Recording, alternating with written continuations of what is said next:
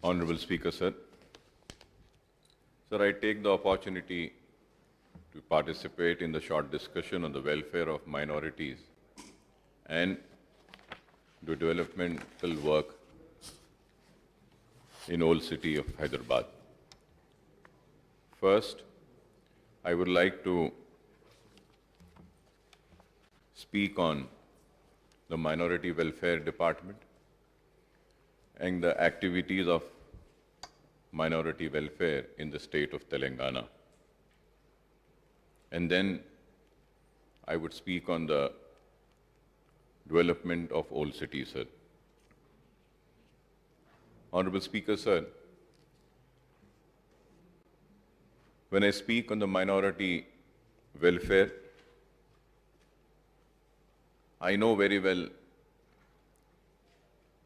that it's just not our state, but the country and the world has an economic slowdown cause of COVID-19. और हमारी रियासत में भी Covid की वजह से जितने रेवेन्यूज़ हमको आना था, जितना पैसा आना था, हमको नहीं आया और इकोनॉमिक स्लोडाउन की वजह से कई तरक्याती सरगर्मियों पर भी असर पड़ा और लॉकडाउन की वजह से रेवेन्यूज़ भी बहुत कम आए, स्टेट फाइनेंसेस में भी काफ़ी कमी आई। तो मुझे उसका बखूबी एहसास है और इस बात का अंदाज़ा भी है और इन सारी बातों को मद्देनज़र रखते हुए मैं अपनी बात को रखूंगा और बात को रखते हुए ये उम्मीद करूंगा कि अक़लियतों के उठाए गए मसाइल पर हुकूमत संजीदगी के साथ न सिर्फ गौर करेगी बल्कि उनके हल के लिए रास्तों को तलाश करते हुए मसाइल को हल करेगी। Honorable Speaker, sir, the minorities, Muslims, Christians, Sikhs, Buddhists and Jains constitute about 14.24% of Telangana's population. So there are 50 lakh persons belonging to minority communities in the state. Muslim with a head count of 44.6 lakhs account to 12.75% of the state total population of 3.5 crores and more than 89% of state's minority population. While every 7th person in the state belong to minority community, every 8th person in Telangana is a Muslim. In fact, out of every 10 minority persons, 9 happens to be Muslims.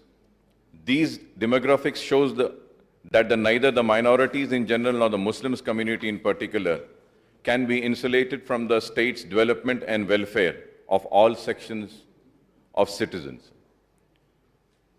The slogan of TRS government is Bangaru Telangana and Samsi Kshema Telangana, and this cannot become a reality without the participation and contribution of minorities, including Muslims. I don't need to recall extent of educational backwardness and economic deprivation of Muslim community in the state.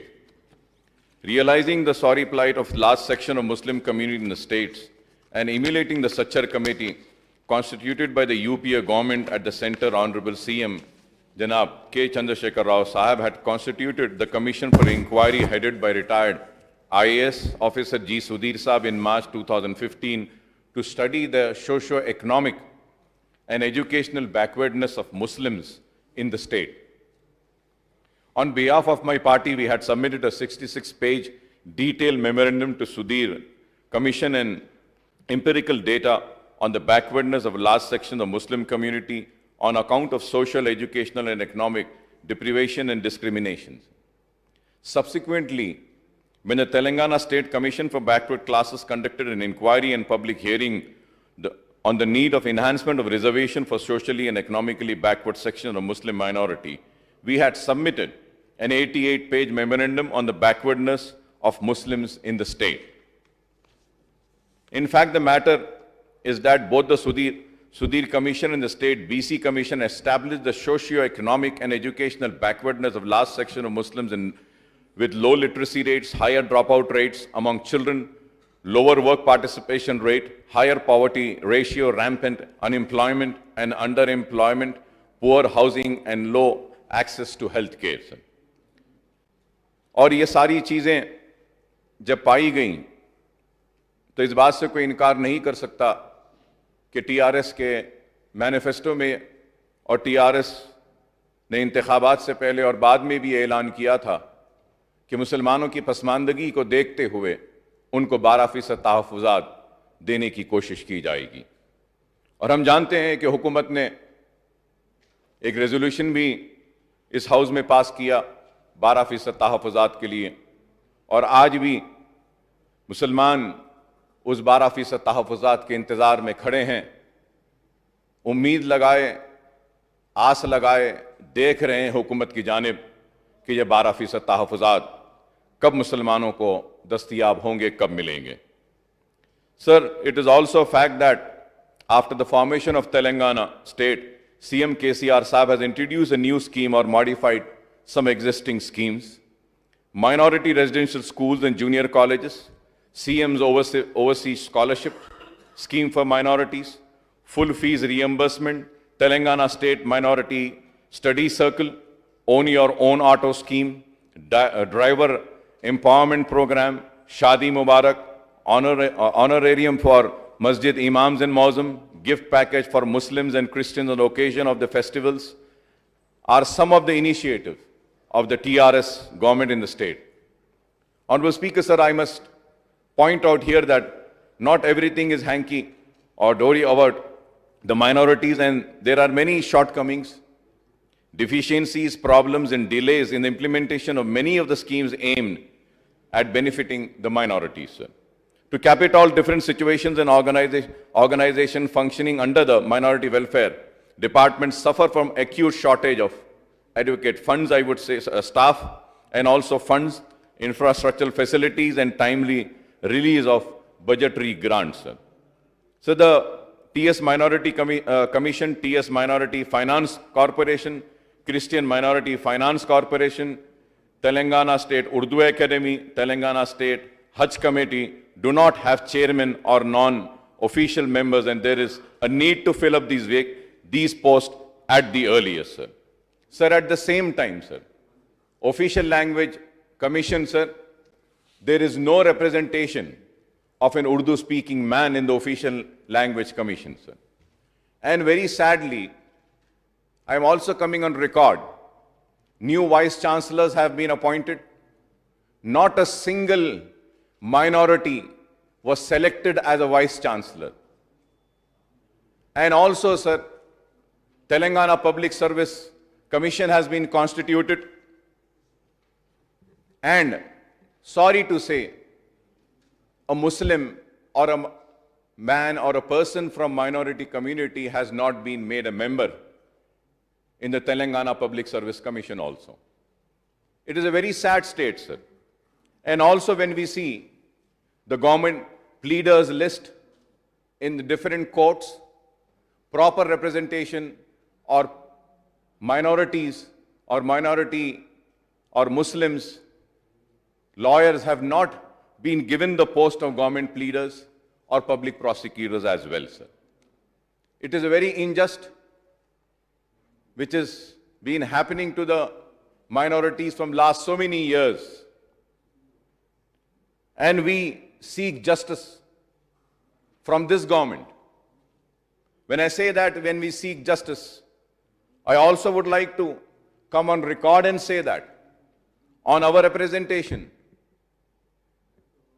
and on our demand, many of our demands were accepted by the Honorable Chief Minister Saab, for which numerous times I have come on record and I have thanked him. For instance, when I talk about the Shadi Mubarak scheme, it was a representation made by the MIM which the Honorable Chief Minister Saab had accepted. और मैं ये कहना चाहता हूं कि शादी मुबारक से काफ़ी मुसलमानों को फ़ायदा हो रहा है, गरीब बच्चियों की शादियां हो रही हैं।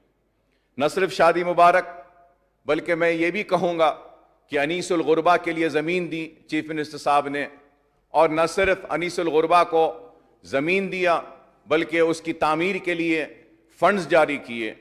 लेकिन तामीर आधी होकर आज आधी पर रुकी हुई है, और भी पैसा देना है, और मुझे यकीन है कि चीफ मिनिस्टर साहब ज़रूर रिलीज करेंगे और वो प्रोजेक्ट कंप्लीट होगा। तेलंगाना इस्लामिक सेंटर के लिए हमने मुतालबा किया था, चीफ मिनिस्टर साहब ने उसको भी कबूल किया। फिर ओवरसीज स्कॉलरशिप के लिए भी हमने मुतालबा किया था मजलिस के जानिब से ऐवान में खड़े होकर, तो चीफ मिनिस्टर साहब ने उसको भी कबूल किया। हम उसके लिए भी बार बार उनका शुक्रिया अदा करते रहे हैं और करेंगे कि काफ़ी मुस्लिम बच्चे आज बाहर जाकर तालीम हासिल कर रहे हैं। लेकिन जब हम ओवरसीज स्कॉलरशिप की बात करते हैं तो हमने बार बार मुतालबा किया था कि ओवरसीज स्कॉलरशिप में जामे निज़ामिया की डिग्रीज को भी उस्मानिया यूनिवर्सिटी से रिकग्नाइज किया गया है। जब आप उन डिग्रीज को रिकग्नाइज करे हैं तो मास्टर्स करने के लिए अगर university of Mecca, university of Medina या फिर जामे अजहर में अगर जाना चाहते हैं तो उनको भी उसमें अपॉर्चुनिटी देनी चाहिए, उनको भी सिलेक्शन देना चाहिए। लेकिन आज तक वो चीज पर अमल नहीं किया गया। ऑनरेबल स्पीकर साहब, मैं ये भी जरूर कहूंगा कि जब हमारे कई मुतालबात को हुकूमत की जानिब से कबूल किया गया था तो उसमें एक बहुत बड़ा मुतालबा हमने हमारी पार्टी की जानिब से मैंने इस ऐवान में किया था कि मुसलमानों की पसमानदगी को देखते हुए मुसलमानों को एससी और एसटी के बराबर उनको मराद देनी चाहिए। They should be treated on par with एससीज एंड एसटीज। जब सारे आदाद शुमार पेश करने के बाद चीफ मिनिस्टर साहब ने ऐवान में खड़े होकर कहा, ऐलान किया कि हाँ, मुसलमानों को भी एससी एसटीज के बराबर जितने भी मराद हैं वो दिए जाएंगे, नॉन स्टैट्यूटरी जो बेनिफिट्स हैं वो सारे बेनिफिट्स दिए जाएंगे। लेकिन आज भी वो मराद, वो बेनिफिट्स पूरे नहीं दिए जा रहे हैं, बिल्कुल ही कम दिए जा रहे हैं। और फिर मैं ये भी जरूर कहूंगा कि हमारे मुतालबे पर चीफ मिनिस्टर साहब ने स्कॉलरशिप को सैचुरेशन तक लाया और जारी किया, लेकिन उसके बाद भी कई मसाइल आज जूं के तू पड़े हैं। मैं ये भी कहूंगा कि वक्फ बोर्ड की तश्कील देनी जरूरी है, क्योंकि उसकी मियाद खत्म हो रही है। उसका एक बहुत बड़ा प्रोसेस होता है, 3 से 4 महीने वक्फ बोर्ड की तश्कील के लिए होते हैं।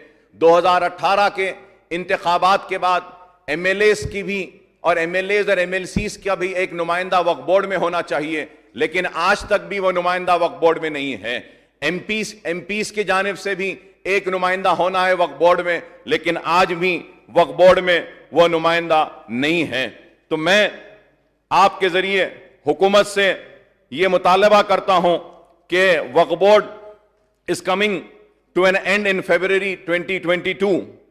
तो मैं ये चाहता हूं कि आप वक्फ बोर्ड की तश्कील के लिए जो भी ड्यू प्रोसेस है उसका आगाज करें और वक्फ बोर्ड की तश्कील का काम को आगे बढ़ाएं। Sir, before I speak about the specific institutions functioning under the Minorities Welfare Department and schemes being implemented by them, I would like to discuss about the budgetary allocation releases and actual income incurred by Minority Welfare Department in last 7 financial years, sir. Sir, before going into that, sir, Honorable Speaker, sir, I would like to bring to your kind notice what is the state of real minorities, sir. When I say the state of minorities, sir, earlier also in the year 2017, 8/11/2017, a short discussion on minority welfare programs had happened, and then, sir, in that discussion, a note was given on minority welfare department, sir. ये 2017 में minority welfare पे discussion हुआ था तो एक note दिया गया, और आज माइनॉरिटी वेलफेयर पर डिस्कशन हो रहा है तो भी एक बहुत बड़ा नोट दिया गया, जब एक 6, 8, 10 पेजेस का दिया गया था, अब करीब 14 पेजेस का पूरा डिटेल दिया गया।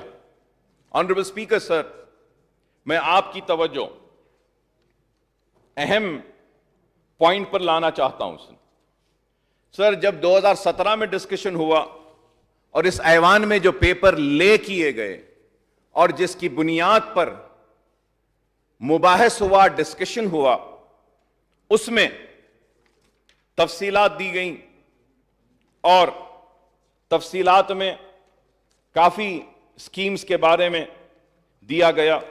For an example, post matric में for the year 2014 and 15 release is 40.68 crores, expenditure is 40.68 crores, number of beneficiaries 1,13,200, 1,13,200, and the note tabled today says for the same year 2014 and 15 number of applications यहां पे बोलते हैं 1,02,873। तो सवाल यह है sir कि ये नोट में एक फिगर्स देते हैं और ये नोट में अलग फिगर आता है। अब हम आते हैं 2015 और 16 में, आज की नोट में कहा गया है कि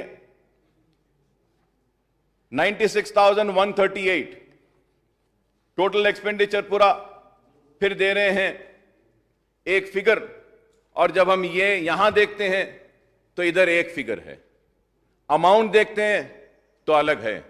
शादी मुबारक के बारे में 2017 में जो तफसीलात दिए गए हैं, एक्सपेंडिचर कहते हैं कि 29,27 लाख का हुआ, और जब हम आकर यहां पर देखते हैं शादी मुबारक के ताल्लुक से, तो यहां पे एक्सपेंडिचर देते हैं 27,75 लाख 2014 और 15 में। 15 और 16 में भी हम देखते हैं तो वो भी फिगर गलत। Sir, the reason for me to point out this is that कि ये हाल है माइनॉरिटी वेलफेयर डिपार्टमेंट का कि एक वक्त एक फिगर देते हैं और एक वक्त एक फिगर देते हैं। कौन सा फिगर हम माने? Sir, I am also the chairman of public accounts committee. Details given in public account committee when a CAG is also there present is something different, and under RTI I have seeked information that is again something different. So now, sir, honorable speaker, sir, my only question to you, honorable speaker, sir, I am not questioning you, sir, only I have no right to question the chair. I will never question the chair, sir. But the only thing which I want to know, which are the figures which I should believe and which are the figures that I should debate on. Shall I go on the old figures given, or shall I discuss on the new figures given? Shall I discuss on the figures and amount mentioned in the Public Accounts Committee, or shall I discuss on the figures given in RTI? This is a very sad state, sir. बड़ा अफसोस होता है मुझे कि हम इतनी मेहनत करके, तैयारी करके आते हैं। क्या ओहदेदारों को इस बात का एहसास नहीं कि यह ऐवान असेंबली है, कानून बनाने का इरादा है, यहां पे इदारा है ये जहां पे कानून बनता है। जिम्मेदारी के साथ सही फिगर्स को दें। आप फिगर्स तक सही नहीं दे सकते हैं तो काम क्या अच्छा करेंगे आप बताइए। अगर आज मैं चीखता हूं, चिल्लाता हूं, तो मेरे चीखना दिखता है, मेरा चिल्लाना दिखता है, मेरा गुस्सा दिखकर आता है, लेकिन इन लोगों की गलतियां नहीं दिखती। बड़ा अफसोस होता है सर। यह हाल है माइनॉरिटी वेलफेयर का, यह हाल है डिपार्टमेंट का, और इससे बुरा हाल तो मुसलमानों का है। Sir, however, sir, I may point out the budgetary allocation for this departments have reduced substantially from the financial year 2019 and 20, 21 and 22. The year 2018 and 19, rupees 1,973.42 crores were allocated under scheme expenditure, but from 2019 and 20 onwards, the budgetary allocations were reduced. However, in the last 7 years, there have been a substantial shortfall in budgetary releases and actual expenditure incurred as against the budgetary allocation. The official data furnished by the Finance Department and the Minority Welfare Department, this shows that from financial year 2014 to 15 to 20 to 21, the budget estimates total rupees 9,448 crores. The budget release order, BRO, aggregated to rupees 7,773 crores, and the actual expenditure amounted to rupees 6,199 crores.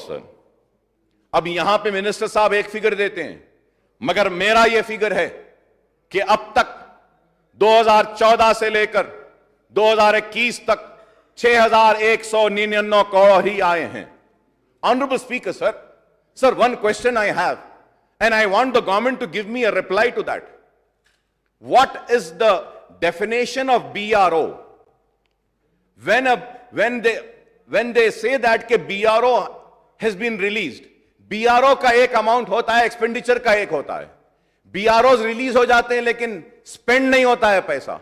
Spend नहीं होता तो बच रहा कहां, जा रहा कहां, यह चीज समझ में ही नहीं आती. सर, जब मैं बात करता हूं, मेरी बात खराब दिखेगी, मेरी बात शायद हुकूमत को बुरी भी दिखेगी और उनको बुरा भी दिखेगा, लेकिन मैं अगर यहां पर खड़ा होकर अगर तनकीद कर रहा हूं तो मेरा मकसद यह नहीं है कि मैं हुकूमत को बदनाम करूं, लेकिन अगर आज हम देखते हैं सर कि अब तक 6,199 crore, sir, up till now the total expenditure on minorities has been 6,199 crores.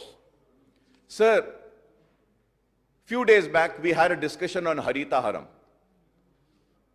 Sir, the expenditure on Harita Haram was given to me, and the total expenditure from the year 2014 till 2021-22 till 24/9/2021 has been 6,555 crores. 6,555 crores. 548 crores सिर्फ इस financial year में खर्च हुए. तो मैं यह पूछना चाहता हूं, क्या हम मुसलमानों का, माइनॉरिटीज का हाल पौधों से भी बदतर हो गया है? झाड़ों और पौधों से बदतर हाल हो गया है हमारा, कि झाड़ों और पौधों पर खर्च करने के लिए पैसा है हुकूमत के पास, लेकिन मुसलमानों पे जो खर्च होता है वो हरीता हरम, झाड़ों और पौधों से भी कम पैसा है. मैं अपनी तकलीफ को बयान कर रहा हूं, मैं अपने दुख को बयान कर रहा हूं कि आखिर कब तक नाइंसाफी होगी, कब तक नाइंसाफी होगी? क्यों नहीं हमको इंसाफ दिया जाता? क्यों नहीं हमको बराबर का शहरी नहीं माना जाता? क्यों नहीं हमको भी हक दिया जाता? क्यों नहीं हमको इस रियासत की तरक्की का हिस्सेदार बनाया जाता? क्यों नहीं हमको भी एहसास दिलाया जाता है कि तुम दूसरे दर्जे के शहरी नहीं हो? हम दूसरे दर्जे के शहरी नहीं है स्पीकर साहब. मुसलमान इस मुल्क में, इस रियासत में दूसरे दर्जे का शहरी नहीं है. हम बराबर के शहरी हैं और बराबर का हक मांग रहे हैं. और बराबर का हक मांगना क्या गुनाह है? आज ये हाल है. और हम जब आगे बढ़ते हैं sir, the actual expenditure thus works out to only 65.61% of the budgetary allocation from 2014 and 15 to 2021, and on 34.31% of allocation virtually lapsed, I would say, sir. Sir, in the current financial year 2021-22, the Minority Welfare Department has incurred an expenditure of rupees 439.59 crores. यहां पे 439 crores, Harita हरम में 548 crores. Total budgetary allocation of rupees 1,606.39 crores, that is 27% in a 6-month period, that is April to September, sir. So moreover, the release and actual expenditure on MTF and RTF, pre and post-matric scholarship and fees reimbursement overseas schemes have been constantly much lower than the budgetary allocation in the last 7 years, sir. Similarly, these releases, allocation and actual expenditure have also been lower for bank-linked subsidy scheme for minority rights from 2014 and 15 to 2020 to 2021, sir. Sir, मैं जब बात करता हूं bank link subsidies की, तो banks भी नहीं दे रहे हैं। पहले सर एक डिस्ट्रिक्ट डेवलपमेंट डीडीआरसी की एक कमेटी होती थी, डीडीआरसी की कमेटी में डिस्कशन होता था। लेकिन आज मैं पूछना चाहता हूं, क्या माइनॉरिटी मिनिस्टर साहब, क्या बैंक के हेड्स को बुलाकर बात किए हैं कि बैंकेबल स्कीम्स में सब्सिडीज मुसलमानों को जो देना है, क्या दे रहे हैं? बैंक से लोन तक नहीं मिल रहा है, माइनॉरिटी फाइनेंस कॉर्पोरेशन से भी लोन नहीं मिलता है। तो आकर मुसलमान जाएं तो कहां जाएं? दस्तक दे तो कहां दस्तक दें? Sir, from 2016 and 17 onward, disbursement of loan under bank linked subsidy schemes for minority has been virtually stopped. रोक दिया गया। अगर मैं गलत हूं तो मिनिस्टर साहब उठकर बोल लें कि नहीं रोका गया है, दे रहे हैं। दे रहे हैं तो कितना दिए बताइए। पुराने बातें हैं सर। सर, जो कुछ भी ऐलानात किए गए हैं, आपको मेरी बात बुरी दिखेगी, हुकूमत में बैठे मिनिस्टर्स को भी बुरी दिखेगी, लेकिन मेरी बात को इस तनाजुर में ना ले जाएं कि मैं तनकीद कर रहा हूं आपको। एक कंस्ट्रक्टिव क्रिटिसिज्म के हिसाब में लीजिए कि 2014 के इंतखाबात के बाद आपने ऐलानात किए, बहुत सारे ऐलानात किए, लेकिन 2018 के इलेक्शन के बाद क्या एक भी ऐलान हुआ माइनॉरिटीज के लिए? क्या एक भी कोई नई स्कीम आई? क्या एक भी नया ऐलान हुआ? Honourable speaker sir, you would be surprised, sir. I am carrying the list. I would give it to the honorable minister, sir. Sir, in the year 2015 से लेकर 19 तक 804 GOs were issued, sir. How many, sir? 804 GOs were issued. For what? For masjid compound wall, masjid construction, graveyard construction, 800 GOs, sir. और उस वक्त the amount was 210 crore or something, sir. अब तक sir एक भी पैसा रिलीज नहीं किया, एक भी जियो पर, सर। तो आपके भी एरिया में करे होंगे साहब। माइनॉरिटी वेलफेयर डिपार्टमेंट के लिए, मस्जिद के लिए, खबरस्तान के लिए, दरगाह के लिए जियो दिए होंगे। क्या काम हुआ, क्या बताइए? या ऐवान में बैठे टीआरएस के एमएलए से मैं पूछना चाहता हूं, बताओ आप कि 800 जियोज में से कितने जियोस पर काम हुआ, बताओ आप मेरी बात पर गुस्सा मत होइए, नाराज मत होइए। मैं आपके लिए भी बात कर रहा हूं कि आप भी कॉन्स्टिट्यूंसी में जब जाते हैं तो वहां के माइनॉरिटीज आपसे भी पूछते हैं, एमएलए साहब ये जियो आया, इस पे काम क्यों नहीं हुआ हमारे मस्जिद का? तो ये काम कब होगा बताइए सर। अब मैं और आगे बढ़ता हूं sir. Sir, one of the main reasons was that in 2015 and 16 more than 1.5 lakh applications were received. Mahmood Ali साहब है, मिनिस्टर साहब भी हैं, ऑनरेबल स्पीकर साहब। कब सर? 2015 और 16 में 1.5 लाख एप्लीकेशन आए थे। कई के लिए? सब्सिडी कंपोनेंट टू 80% लोन्स के लिए, 1 लाख के लिए। क्या एक भी दरखास्त को दिए साहब? एक भी दरखास्त को नहीं दिए साहब। 1.5 लाख लोगों में से क्या एक को भी दिए? नहीं दिए तो कब देंगे बताइए? 90% application, 90% sir application are still pending. चलिए वो पेंडिंग है तो है, क्या नए एप्लीकेशंस बुलाए? No fresh applications have been called sir. If I am wrong I may be corrected. This is the sorry state of minority welfare sir. 1.5 lakh application में से 90% नहीं दिए। 2015 में बुलाए थे सर, उसके बाद एक भी एप्लीकेशन नहीं बुलाया गया। क्यों नहीं बुलाया गया? कब बुलाएंगे, कब देंगे, मैं पूछना चाहता हूं। I may also point out that actual expenditure that has been much lower than the budget allocation and BRO release is for TMREIS only 54%, Shaadi Mubarak honorarium to imam and muezzins TS Minority Christian Finance Corporation, TS Waqf Board, TS Urdu Academy, CEDM and TS Minority Study Circle, Hajj Committee, central schemes such as MSDP, Multi-Sectoral Development Program for minorities dominated mandals and towns. Sir, I once again, but at the same time, I want to congratulate and compliment our Honorable Chief Minister Janab K. Chandrasekhar Rao Saab for his initiative of establishing Telangana minority residential schools all across the state, and currently the number of residential schools under Timiris is 204 and most of these schools have junior college sections also. ठीक है, जो नहीं हुआ मैं उसमें बोल रहा हूं, लेकिन जो हुआ है उस पर भी मैं तारीफ करता हूं कि ये टिमरीज का ये जो स्कूल्स का ये जो काम है ये बहुत अच्छा काम हो रहा है, यहां पे बहुत अच्छे तरीके से काम हो रहा है. Though the residential school for SC/STs have been functioning in Telangana for many years, लेकिन केसीआर साहब आने के बाद में 5 साल से ये हमारे स्कूल्स भी आगे बढ़कर आए हैं. तो at present sir the residential school for SC/ST have been, sir, at present 1.4 lakh students are enrolled in residential schools and junior colleges under Timiris as against the full strength of 1,33,000, sir. So the state government has earmarked a massive outlay of rupees 650 crores for the residential schools in current financial year 2021 and 22, but the actual expenditure in the first half of the year is rupees 183.64 crore, that is 28% of total outlay, sir. Most of the residential schools for SC/STs are functioning in their own buildings.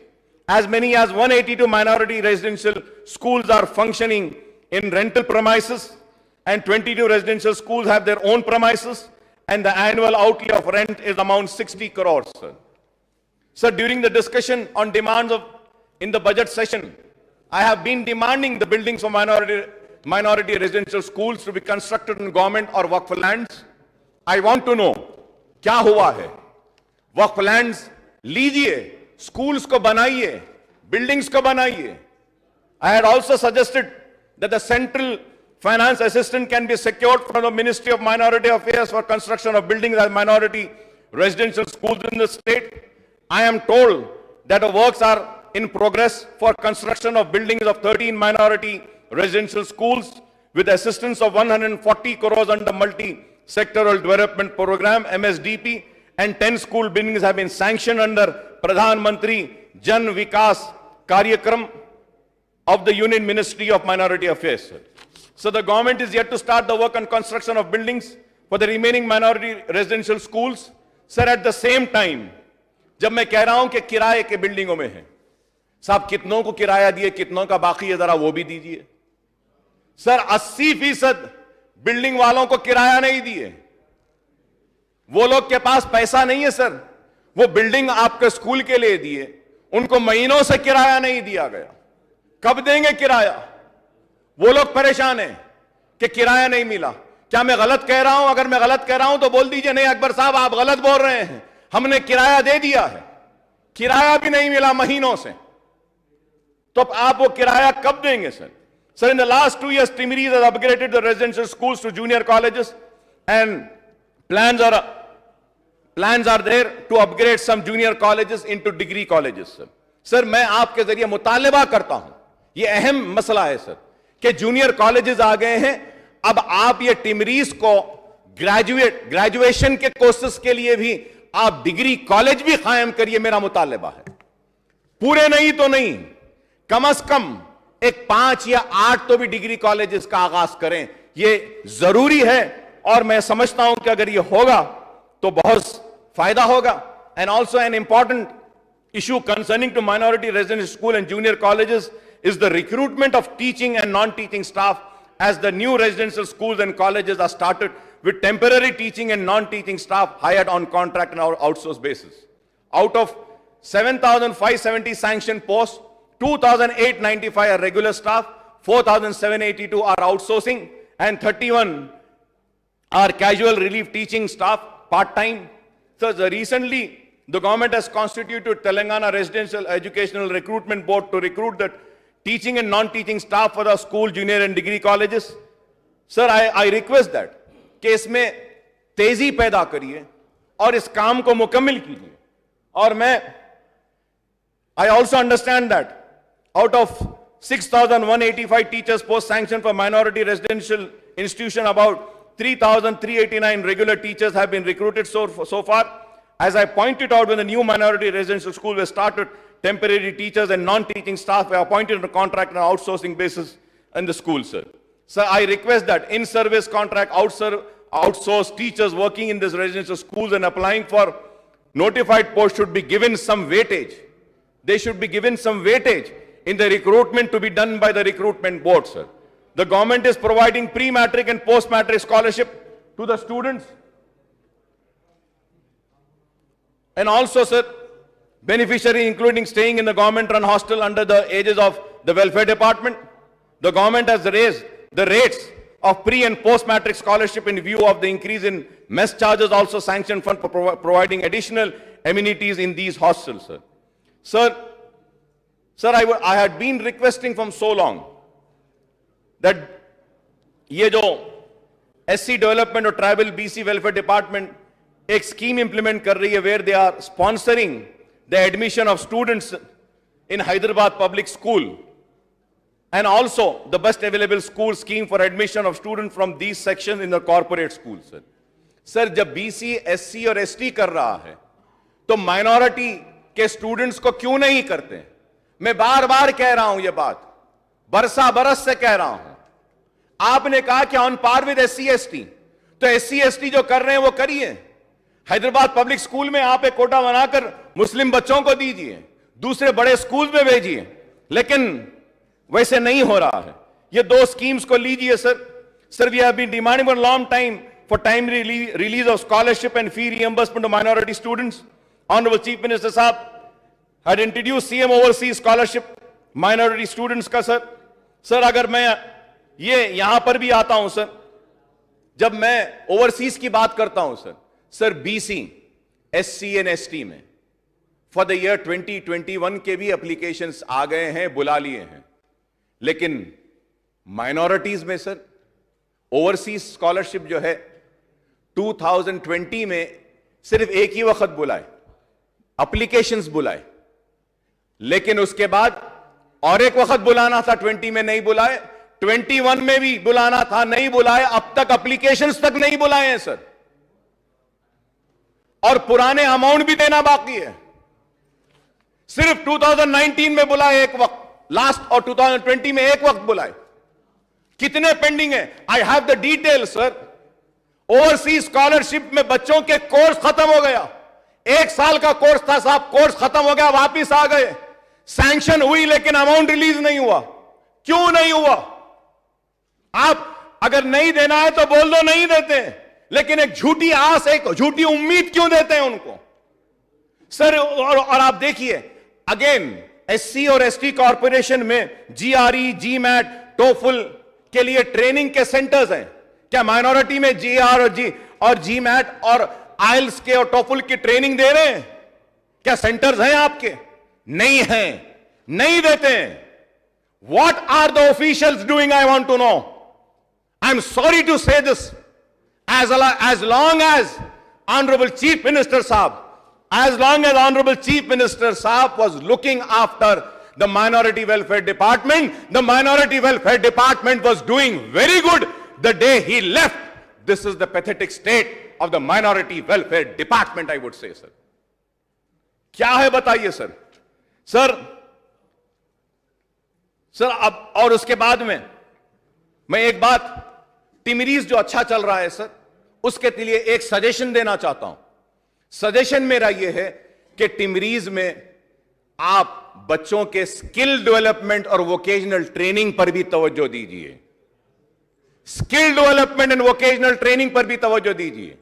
आप तालीम तो दे रहे हैं, एक skill भी दीजिए उनको. उनके शौक का जो भी फील्ड है उसमें स्किल डेवलप करिए और उनको ट्रेनिंग दीजिए. Sir skill upgradation scheme for professional graduate should also be extended to minority students seeking admission in foreign universities, sir. Sir, I would also suggest that overseas scholarship for minority students should be open to fresh applicant twice in a year, coinciding with the admissions schedule in foreign universities, sir. Sir, मैं आपके जरिए पूरी तफसीलात है sir मेरे पास. According to the data from the department, air fare reimbursement was made to 1,908 minority students. First installment was disbursed to 1,752. अब आप देखिए सर, 1,908 स्टूडेंट्स को फर्स्ट इंस्टॉलमेंट दिए. आप उनको रिएंबर्स करें हैं. फर्स्ट इंस्टॉलमेंट आप 1,752 को दिए. Second instalment 1,673. रिमेनिंग एप्लीकेंट्स का एयर फेयर पेंडिंग है. 327 एप्लीकेंट्स का पेंडिंग है. कब देंगे आप? At the rate of 50,000, 1.64 crore.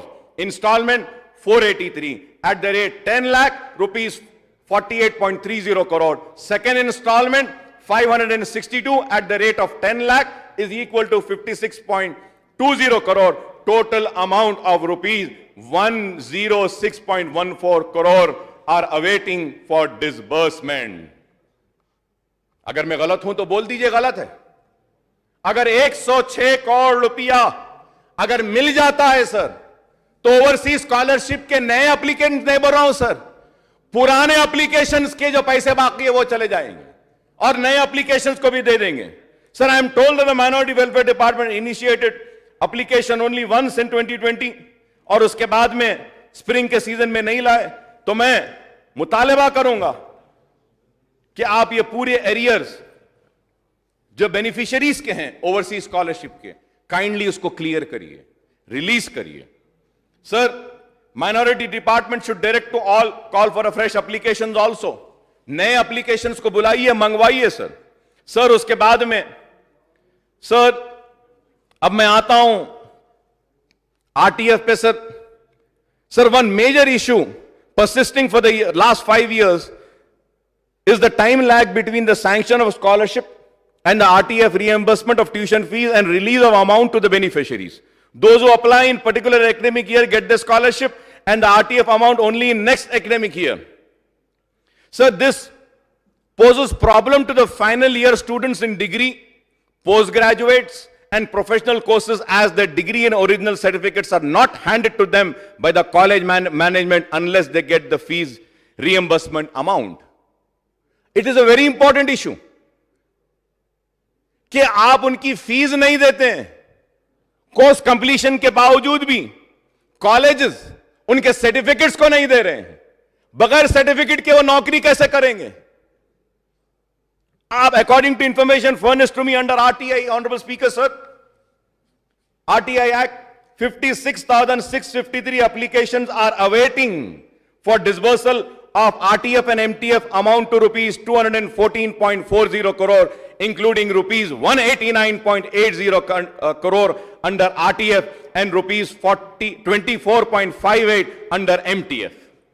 आप बताइए सर, कोई मामूली नंबर नहीं है. हुकूमत को संजीदगी के साथ गौर करना चाहिए. 56,653 applicants are awaiting. They are awaiting. I don't know whether the honorable members know about this. These are not the fresh applications. These are the old applications. RTF and MTF. 56,653 applicants are awaiting. Some of these applications are pending. Sir, the surprise, very surprising in that, that some of the applicants are pending from the academic year 2014 and 15, 2019 and 20, and remaining applicants are from the academic year 2021. At least 2014 और 15, 2019 और 20 के जो pending है वो तो clear कर दीजिए, वो तो क्लियर कर दीजिए कम से कम. 2014, सर 2014 से पेंडिंग है, एटलीस्ट वो तो क्लियर कर दीजिए. Sir, I request and I suggest the scholarship of RTF for the final year students in the various courses should be sanctioned expeditiously and amount released to them before the closure of the academic year. So this is very important, sir, so that they don't face any hassle in getting back their original certificates or applying for overseas scholarship. Overseas scholarship को भी apply नहीं कर सक रहे बेचारे. Course complete हो गया, certificates नहीं है, कहां से करेंगे? यह हाल है सर माइनॉरिटी वेलफेयर डिपार्टमेंट का. I may also point out an important issue, sir. This is not just concerning to minorities. It is an important issue concerning to BCs, SCs, and STs, sir. Sir, the previous Congress government in erstwhile United Andhra Pradesh had issued a memo, number 10537, dated 10/12/2012, prescribing lower age limit for minority, disabled, and EBC student in one group, and higher age limit for SC, ST, BC students in another group for pursuing intermediate, degree, postgraduate, and professional courses, sir. Course of study intermediate, minority, EBC, and disabled, 20 years. The age is 20 years, sir. SC, ST, and BCs, it is 24 years. Graduates, for minorities, it is 25 years. For SC and ST, it is 29 years. For postgraduate and above, for minority, the age is 30 years. And for SC, ST, and BC, it is 34 years. बराबर कहां रहा? Minister साहब बताइए, क्या मेरी बात गलत है? SC, ST को 24, 29 और फिर 34, और BCs को भी, और मुसलमान को 20 साल, 25 साल, 30 साल, मुस्लिम्स को, क्रिश्चियंस को, सिख्स को और जैन्स को उम्र कम है. So similarly, the Telangana government has also fixed a lower age of 30 years for minority and EBC student and 35 years for SC, ST and BC students for availing overseas scholarship. यहां पर भी same है. आप बताइए sir, the different age are discriminatory since the minority, disabled and EBC students are equally disadvantaged as their SC, ST and BC counterparts, sir. Sir, going ahead, sir. So the logic for fixing of lower maximum age limit for minority, disabled and EBC is not all understandable, since these sections are also educationally and economically backward. Sir, as a result, the discriminatory age limit of 1,000 of students from minority families are denied the opportunity to pursue higher education, since their online applications are not accepted if they are not within prescribed. And I hope a fresh GO would be issued और सबके लिए as बराबर करिए, सबके लिए करिए बराबर. मैं ये नहीं कह रहा हूं कि माइनॉरिटीज को अलग करिए, उनको अलग करिए. क्या ये डिपार्टमेंट के लोगों का काम नहीं है देखना? नहीं देखते हैं. Sir, another option would be for the government to scrap the maximum age limit for MTF and RTF scholarship for all communities, I would say. And I hope that my friends will support. For all communities, sir. EBC, disabled, SC, ST, BC, adopt an alternative criterion or restricting the MTF and RTF scholarship to intermediate plus 1 degree course and 1 PG course. MTF is fixed for minorities, disabled, SC, ST and BC student and uniform rates, and RTF is sanctioned to student as per government prescribed fee as recommended by AFRC. The SC Development, Tribal Welfare, BC Minority Welfare departments are running study circles on their own, and there are no similarities in their functioning. The Telangana State SC Study Circle has its main branch in Hyderabad and 10 district branches, whereas the Telangana IAS Study Circle for STs has its main branch in Hyderabad and 4 pre-examination training centers in the towns. Telangana State Backward Classes Study Circle has its own main circle in Hyderabad and 10 circles in other districts, whereas the Minority Welfare Department runs the Center of Education Development Minority CEDM as also Telangana Minority Study Circle, both located in Hyderabad, sir. Sir, I would request the government to sanction district branches or study circle for the minorities in all districts in the state in a phased manner, sir. The study circle run by the Welfare Department organized coaching for competitive exams such as UPSC, Civil Services, TSPSC, Group 1, Group 2 services, and recruitment tests conducted by the Banking Service, Railway Recruitment Board, Staff Selection Commission, Telangana State level, Police Recruitment Board, and other board and organizations, sir.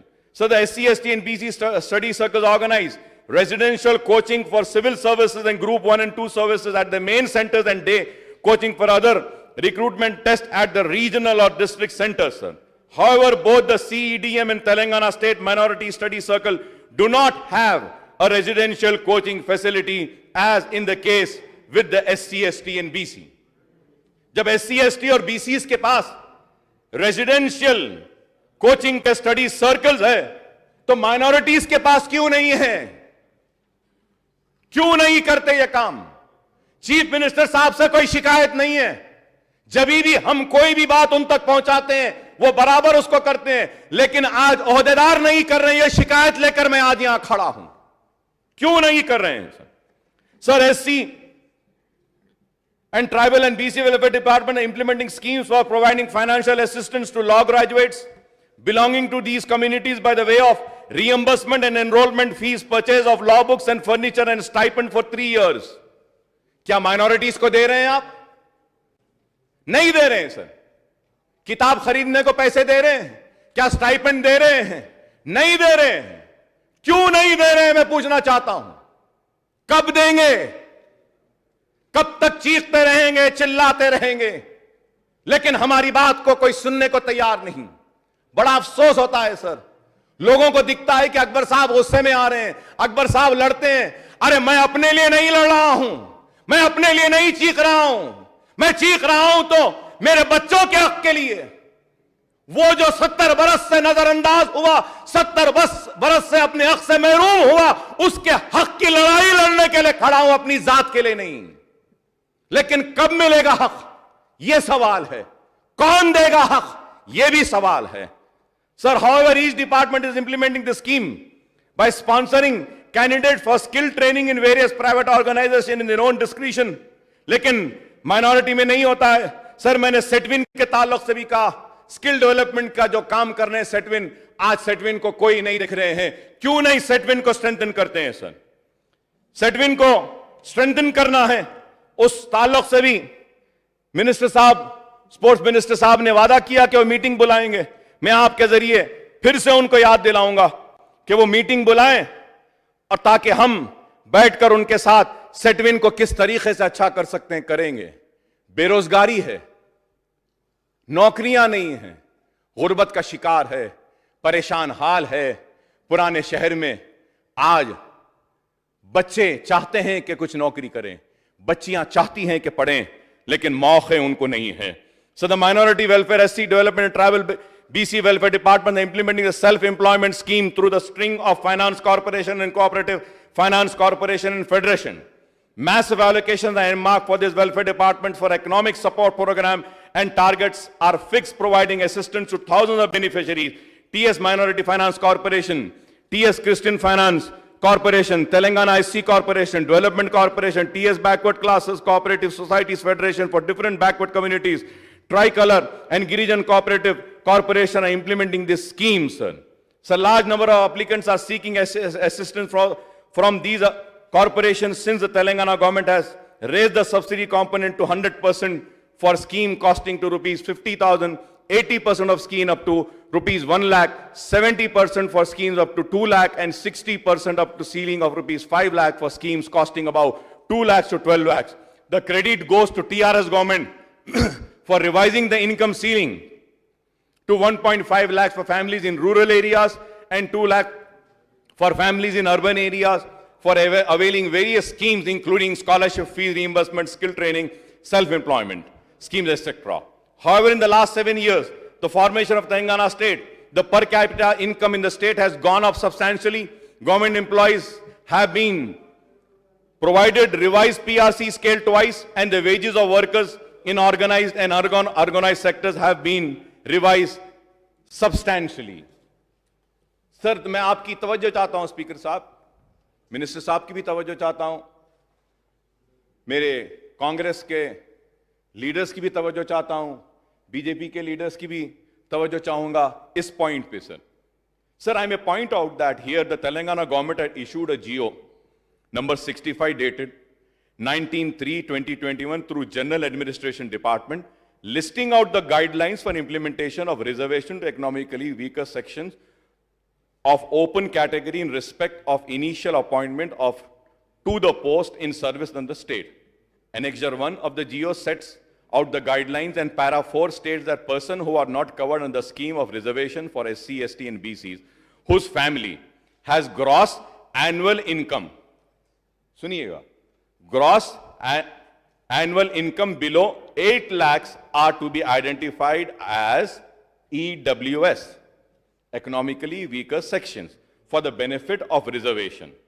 Income shall also include income from all sources, that is salary, agriculture, business, profession, etc. for the financial year prior to the year of application. Now we have income ceiling of 8 lakhs per annum for EVMs, for EWS, economically weaker section, among the OCs, that is upper caste, and we have income ceiling of rupees 1.5 lakhs and annum in rural areas and rupees 2 lakh per annum in urban areas for various welfare and educational schemes and rupees 5 lakhs for overseas scheme. Sir, is this not a pure discrimination against SC, ST and BC and minorities? Is it or not, sir? Who suffer from educational and social economic backwardness as persons from these communities just above the lower income ceiling are denied the benefits of welfare and other schemes? Most of the government employees, contract staff, outsourcing employees today have salaries which are much to rupees 2 lakhs per annum ceiling, sir. 2 lakh की है साहब उनकी तनख्वाह, उससे बढ़कर है. So EWS, other caste, government employees, son can apply for a reserve job if his family income is below 8 lakhs. If his family income is below 8 lakhs. But a son of another government employee's son can be denied the opportunity if his income is above 1.5 and 2 lakhs. Is it right or wrong, sir? Sir, this needs to be corrected, sir. Sir, in this backdrop, I request the Honorable Chief Minister Sahab and the government to revise the income ceiling to rupees 8 lakh across the state for all categories, SC, STs, BCs and minorities for availing the various educational and economic development and welfare schemes being implemented by the Welfare Department. I hope, cutting across the political line and the ideology, my friends from Congress and the BJP would support this demand of mine. We need to correct this, sir. However, sir, another important issue is that various corporations and federation under SC, Tribal and BC Welfare Department are sanctioning the application and releasing the subsidy to beneficiary within some days. However, as I pointed out earlier, most of the 1.5 lakh persons who applied for Assistant of State, Minority Finance Corporation and Christian Finance Corporation way back in the year 2016 are still waiting for sanction of the application even after 5 years. 5 years, sir. Sir, I would once again reiterate my demand that the government must immediately take a decision on these pending applications, and the scheme cost might have gone up and several applications might have opted out. I request the government to direct the Minority Finance Corporation and Christian Finance Commission to invite application for schemes costing 50,000 rupees, 1 lakh and sanction the release of subsidy at the earliest, sir. Responding to our party, Honorable Chief Minister Sahab had introduced a scheme providing financial assistance through honorarium for Imam and Mauzam, sir. Starting honorarium was 1,000, then 1,500 and now 5,000, sir. Sir, ये इमामों और मौजनों को 6-6 महीने तक पैसे नहीं देते हैं साहब, 6-6 महीने तक सर. तो आप बताइए सर, 6 महीने तक. अरे आप ये इमाम मौजनों को ग्रीन चैनल में डाल दीजिए, मेरा डिमांड है आपसे. 6 महीने नहीं देते, हर महीना गए वैसा जाने दीजिए ना. मैंने इस ऐवान में सर, आपको भी याद होगा, जब अचलिकास को लिए देने का मुतालबा किए थे हम, कि देना चाहिए पुजारियों को, जरूर देना चाहिए, हमने मुतालबा किया था. और हमने उस वक्त चीफ मिनिस्टर साहब ने अपनी तरफ से पेशकश किया तो उसको हमने कबूल किया, इस्तेकबाल किया कि बेशक देना चाहिए. लेकिन जब दे रहे हैं तो टाइम पर दीजिए, नहीं तो मत दीजिए. 6-6 महीने नहीं देते हैं सर. सर, मैं आपसे दरखास्त करूंगा कि इसको ग्रीन चैनल में डालिए. And sir, 5,000 more applications are pending इमाम और मौजनों के. आप ऐलान करिए आज कि सैचुरेशन तक हम लेकर जाएंगे इमाम और मौजनों को. ऐलान करिए, ग्रीन चैनल में हर महीना उनको देंगे. इससे एक अच्छा पैगाम जाएगा, सेकुलरिज्म की बात जाएगी कि हां, यह हुकूमत हर एक को बराबर की नजर से देखती है. अगर यदाद्री के टेंपल के लिए अगर हुकूमत 1,200 करोड़ रुपया खर्चती है तो मुसलमानों के वास्ते, क्रिश्चियंस के वास्ते, सिख के वास्ते और जैन्स के वास्ते भी यह हुकूमत 2,000 करोड़ खर्चेगी. यह बात आपको कहना चाहिए. यदाद्री के टेंपल पे भी खर्च हो रहा है, उसी तरीके से दूसरों के लिए भी होना चाहिए। यह हमारा मुतालबा है। हम यह भी कहेंगे सर ये शादी मुबारक के ताल्लुक से कहूंगा कि शादी मुबारक की एक स्कीम बहुत अच्छी है, मैंने पहले भी कहा लेकिन यह बात जरूर कहूंगा स्पीकर साहब, अगर आप फिगर्स को देखेंगे, टाइम नहीं है, मैं ज्यादा तफसील में नहीं जाऊंगा। यस सर घंटा होगा सर, 2 सब्जेक्ट है सर, इंपॉर्टेंट है सर, मेरे को आप बोलने दीजिए सर बोलने दीजिए, इस वास्ते कह रहा हूं सर, ये इंपॉर्टेंट मसला है। मेरी एक ख्वाहिश है सर, वो ख्वाहिश ये है कि मैं देखूं कि अक़लियतों का, माइनॉरिटीज का, मुसलमानों का मुस्तकबिल बदले। मेरा ख्वाब है कि मैं देखूं कि पुराना शहर भी नए शहर की तरह हो जाए। मेरा ख्वाब है कि मैं देखूं कि हमारे बच्चों के हाथ में भी कलम आए।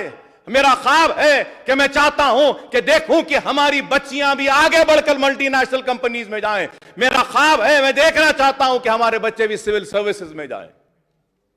20 बरस हो गए sir, I entered in this house when I was in my 20s and now I am in my 50s.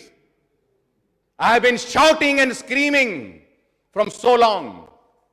I don't know how long I will live, sir, but I want to make use of a single moment which has been blessed me by Allah subhanahu wa ta'ala to serve the people and serve my community and do something and bring in some change before I die and leave this world. This is why I am standing here. Sir, great anguish is there. Kindly give me some time, sir. Kindly give me some time, sir. Sir, it is not easy for me also to speak for 1 hours. My stomach hurts. It really hurts, sir, it pains. But my hurt is nothing in front of the hurt and the pain and the suffering of my community, who I am representing, for whom I am standing here. Not my pain. Sir, I am ready to sacrifice my life for the people of my state, for the people of my community, but I want some change. I am standing here not for myself, sir. I am standing for the people who have sent me here to do something for them. दिल आज टूटता है sir हमको जब हम बात करते हैं, तकलीफ होती है sir. when I go and talk about हज हाउस के बारे में, सर महमूद अली साहब हैं, सीएम साहब बोले हज हाउस के बाजू बिल्डिंग है, माइनॉरिटी वेलफेयर डिपार्टमेंट के पूरे ऑफिसेस को लाएंगे। आपने भी सुना होगा सर, हाउस में वादा किया, वो बिल्डिंग सड़ रही है, आज पानी में डूबी हुई है, गिर जाएगी बिल्डिंग। क्यों नहीं लाते?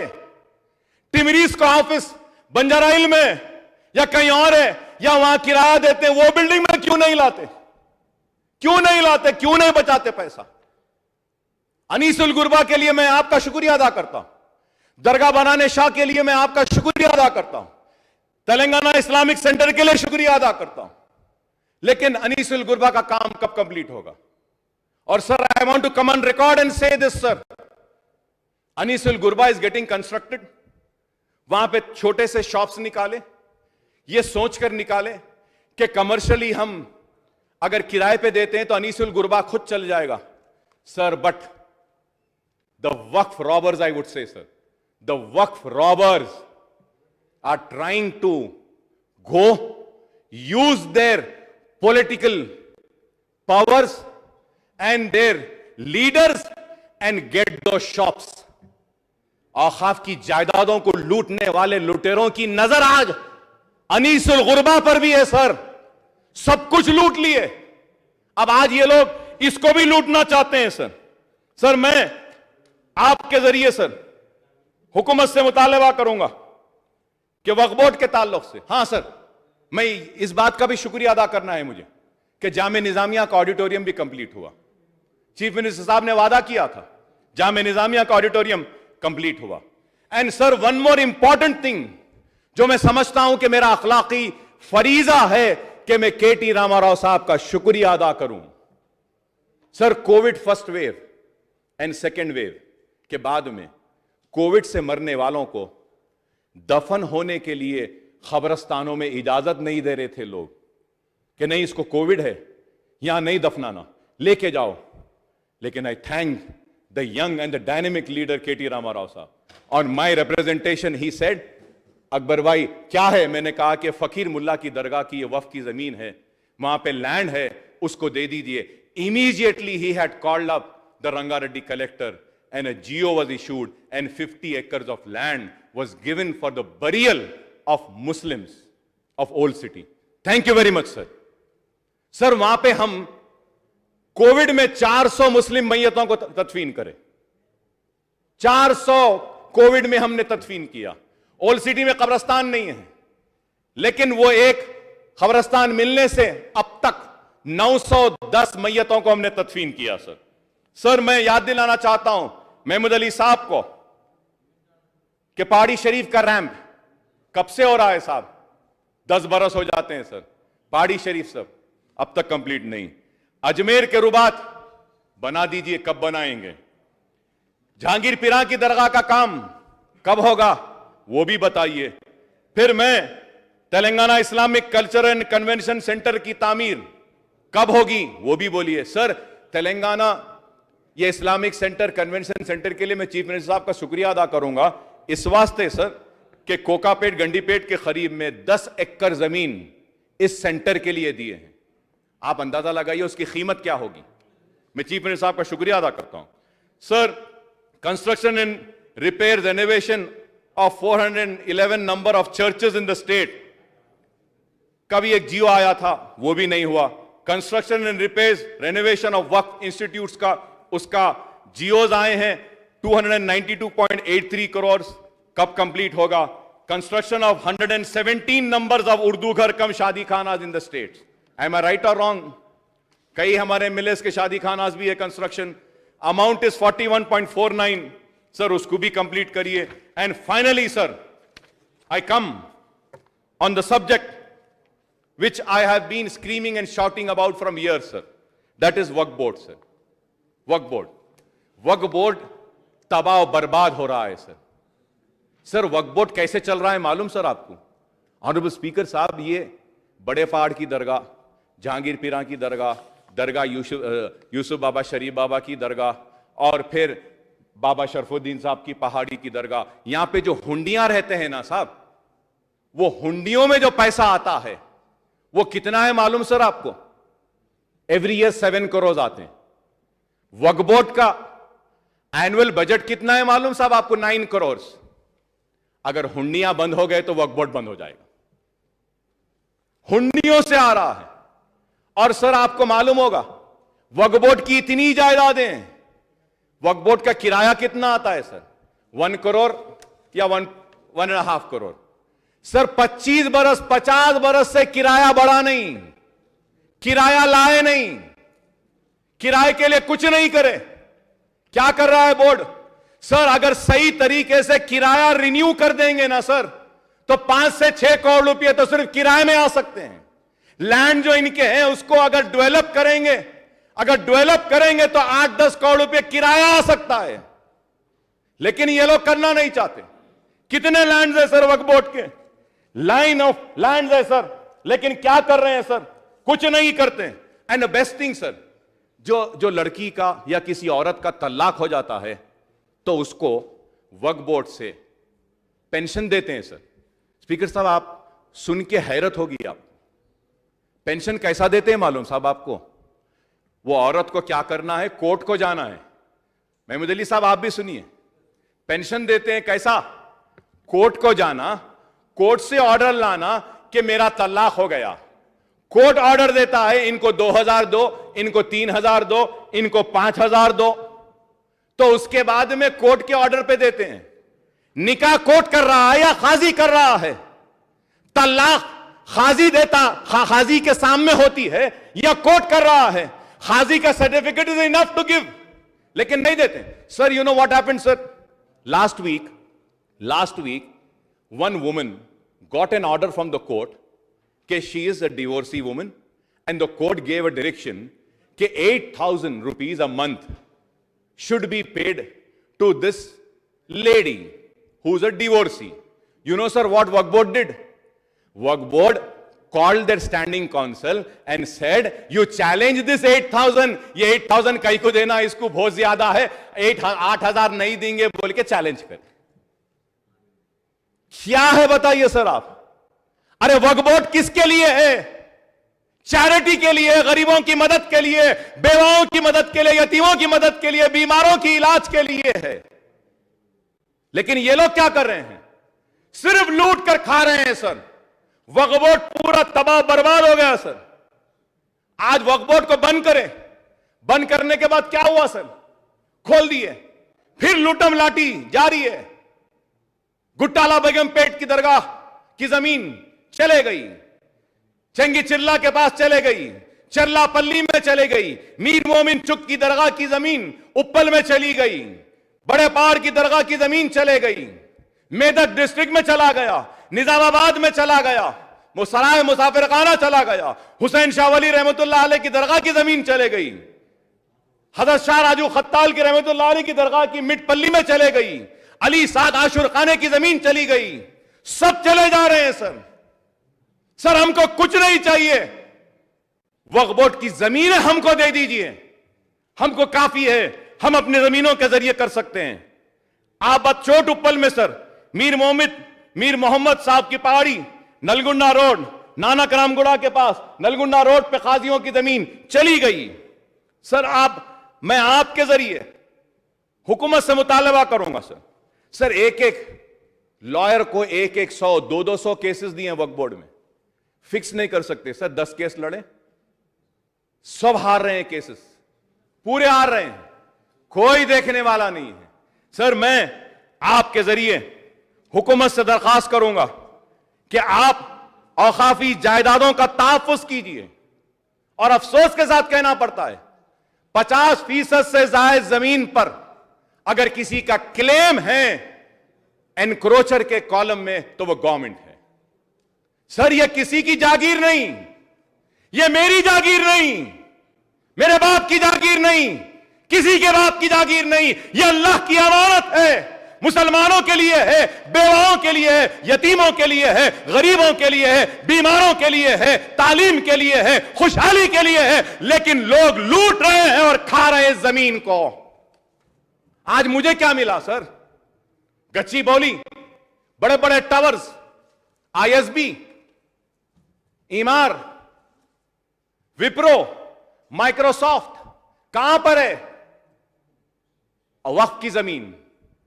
टीआरएस तेलंगाना बनने से पहले पार्टी थी सुप्रीम कोर्ट में मेरे साथ थी, मैं भी पार्टी था, हाई कोर्ट में भी हम पार्टी थे, यह बोलकर कि हुसैन शाह वली की दरगाह की 1600 एकड़ वक्फ की जायदाद है। लेकिन हुकूमत में आने के बाद टीआरएस क्यों खामोश है? मैं पूछना चाहता हूं, क्या आप नहीं देंगे वो जमीन? हुकूमत में आने से पहले लड़े, हुकूमत में आने के बाद अनजान, खामोश। अरे मैं ये नहीं कह रहा हूं कि उन बिल्डिंगों को निकाल दो, मैं नहीं कह रहा हूं कि वो माइक्रोसॉफ्ट को फेंक दो, मैं नहीं कह रहा हूं कि ईमार को हटा दो, मैं यही कह रहा हूं कि अगर वो हमारी जमीन है तो उसके बराबर की कहीं खुली जमीन, उतनी नहीं तो सही कम से कम उसकी आधी या आधी की आधी दे दो, ले लेंगे, या कुछ किराया दे दो हमको, वो भी ले लेंगे। लेकिन वो भी नहीं।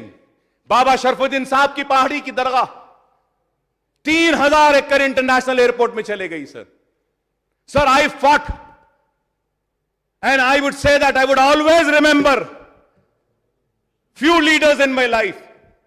One is Vice Rajshekar Reddy, and the other leader I would say, who I will never forget, I would say they are the friends of Muslims and the minorities, is KCR Saab.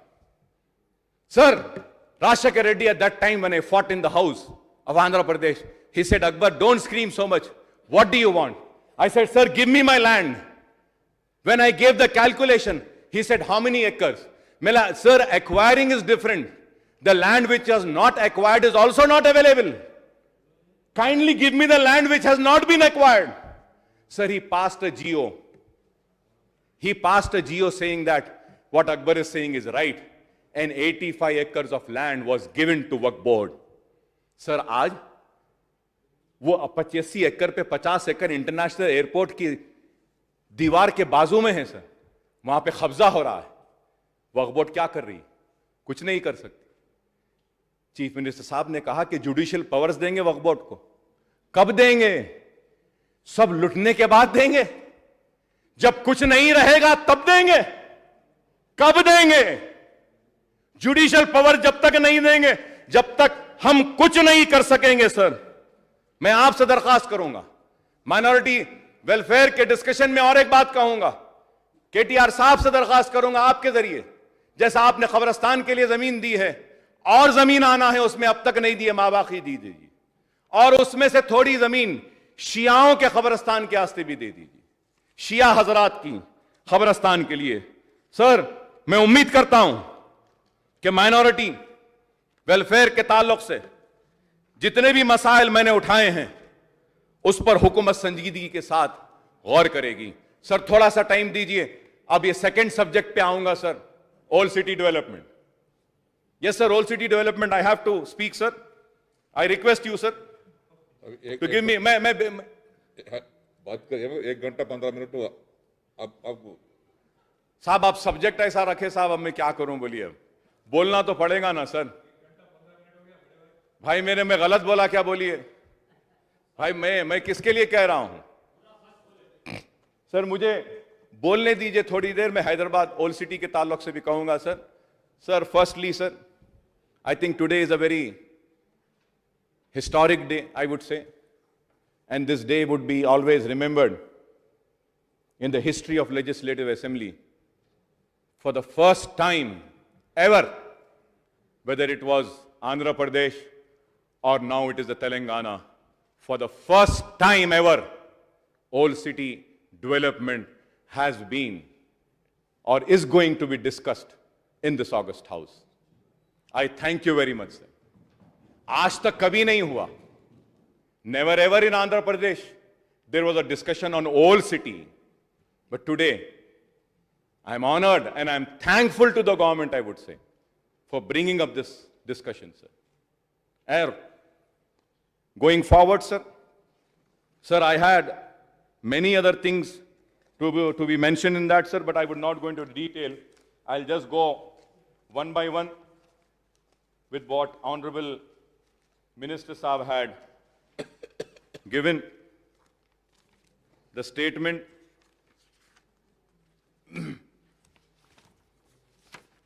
Sir, Honorable Minister Saab had given a very detailed statement in this House, sir. I would like to thank him for giving such a detailed report. Sir, मैं ये बात इसलिए कह रहा हूं कि हर वक्त इल्जाम लगाया जाता है कि मजलिस इत्तेहादुल मुस्लिमीन क्या कर रही है पुराने शहर के लिए, लेकिन आज ये स्टेटमेंट को देखने के बाद लोगों को पता चलेगा कि मजलिस क्या कर रही है और टीआरएस की हुकूमत क्या कर रही है और क्या करने का इरादा रखती है पुराने शहर के लिए। और ये डिटेल रिपोर्ट, मैंने समझता हूं कि कभी भी ऐसी रिपोर्ट आई, हम बार बार मुतालबा करते रहे कि पुराने शहर की तरक्की के लिए एक 10,000 करोड़ का पैकेज दीजिए।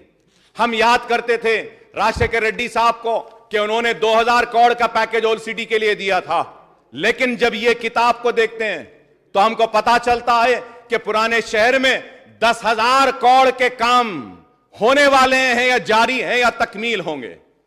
मैं इसके लिए मिनिस्टर साहब का शुक्रिया अदा करता हूं। स्ट्रैटेजिक रोड डेवलपमेंट प्रोग्राम के बारे में मिनिस्टर साहब ने तफसील पेश की और कहा कि ओवैसी जंक्शन बहादुरपुरा और ये सारे Nalgonda cross road, Owaisi road over bridge Falaknuma और फिर शास्त्रीपुरम आरामगढ़ के ताल्लुक से पहले कहा कि 1,545 करोड़ में यह काम होगा। तो मैं strategic road development programme phase 1 की तफसीलात तो मिनिस्टर साहब ने दी हैं। मैं फेज 2 के लिए मिनिस्टर साहब से दरखास्त करूंगा कि फेज 2 में भी आप ओल्ड सिटी को बराबर का उसका हक दें। जैसे कि मैंने कहा कि हाफिज बाबा नगर के जंक्शन के पास में एक छोटा सा अगर आप एक फ्लाईओवर देते हैं तो अच्छा होगा, और फिर मैंने कहा कि बल्लागुड़े में भी देने के लिए, फिर मैंने ये भी कहा कि आप मुस्लिम जंग पुल से लेकर वहां से लेकर आगे बढ़ते हैं आपका वो पुलिस क्वार्टर्स जो है, फील खाना जो है आपका, एसीपी ऑफिस गोशा महल फील खाना जो है, वहां पर एक फ्लाईओवर की तजवीज जो बरस से है उसको भी मुकम्मिल करें तो बड़ी मेहरबानी होगी आपकी। और फिर हमने फेज 2 में आपने रोड वाइडनिंग के सिर्फ 2-3 तफसीलात बताई हैं। मैं आपसे मुतालबा करूंगा कि आप इस पर थोड़ा और इजाफा करें, और मैं आपके जरिए मिनिस्टर साहब से दरखास्त करूंगा कि असेंबली सेशन के बाद में सही एक दिन अगर मुझे टाइम देते हैं तो मैं आपके साथ बैठकर सारी तफसीलात दूंगा, ताकि आप भी उस पर गौर करते हुए हमारे मुतालबात को कबूल कर सकें। कॉम्प्रिहेंसिव रोड मेंटेनेंस प्रोग्राम के बारे में भी आपने तफसीलात दिए हैं, मलकपेट में कितने आ रहे हैं, और याकुतपुरे में, चंद्रायन गुट्टे में, और फिर चार मीनार, बहादुरपुरा, और फिर गोशा महल, नामपल्ली, कारवान के ताल्लुक से भी आपने दिया है। HRDCL के बारे में भी तफसीलात आपने दिए हैं। बेगम बाजार नाला के बारे में भी आपने इसमें तफसीलात रखी हैं। वाइडनिंग मलकपेट के ताल्लुक से, तो मैं रोड वाइडनिंग के ताल्लुक से भी कहूंगा, ऑनरेबल स्पीकर सर, मेरी कॉन्स्टिट्यूंसी में कई बरस से रोड वाइडनिंग पेंडिंग है, और बार बार बोलने के बाद भी चेक्स नहीं दिए जा रहे हैं। और सर, जहां पे रोड वाइडनिंग हो गई है वहां पे रोड लेइंग आज तक नहीं हुई सर। 5 बरस हो गए, ओवैसी जंक्शन से लेकर बल्लागोड़े जंक्शन तक रोड वाइडनिंग हो गई है, लेकिन रोड लेइंग नहीं होती है। उसकी वजह से पूरे शॉप्स वाले और दूसरे लोग इनक्रोच कर रहे हैं। और फिर और एक हाफिज बाबा नगर में हमने रोड वाइडनिंग का प्रपोजल दिया है, उसको भी आप अगर देखते हैं तो अच्छा होगा। और फिर उसके साथ ही साथ रियासत नगर से, मार्केट से लेकर इंदिरा नगर तक भी एक प्रपोजल हमने दिया था, वो भी रोड वाइडनिंग का अभी तक पेंडिंग है, कंप्लीट नहीं हुआ, चेक्स नहीं है बोल रहे हैं। मैं आपके जरिए मिनिस्टर साहब से कहूंगा कि बहादुरपुरे के भी रोड्स हैं वाइडनिंग के, हमारे याकुतपुरे में भी थोड़े से रोड्स हैं, कारवान में है, और नामपल्ली में है, मलकपेट में है, गोशा महल में है। ये पूरे एरियाज में अगर आप एक 200 करोड़ रुपया अगर दे देते हैं तो मैं समझता हूं कि पूरे रोड वाइडनिंग के वर्क्स को हम टेकअप कर सकेंगे। मैं फिर आगे बढ़ते हुए आपको यह भी जरूर कहूंगा कि मुसलसिल हम कह रहे हैं चार मीनार पेडेस्ट्रियनाइजेशन प्रोजेक्ट को कंप्लीट करिए। सर, चार मीनार पेडेस्ट्रियनाइजेशन की प्रोजेक्ट को कंप्लीट करना है तो ऑल्टरनेट रोड्स, पैरेलल रोड्स और रिंग रोड्स को कंप्लीट करना होगा। चार मीनार के अतराफ parallel roads, ring roads, alternate roads अगर कंप्लीट नहीं होंगे तो यह प्रोजेक्ट सक्सेसफुल नहीं होगा। और फिर उसके बाद चार मीनार में, चार मीनार सिर्फ एक टूरिस्ट का स्पॉट नहीं है, हमारे हैदराबाद की पहचान ही नहीं है, बल्कि चार मीनार मैं कहूंगा कि एक ओल्ड सिटी का इकोनॉमिक जोन भी है।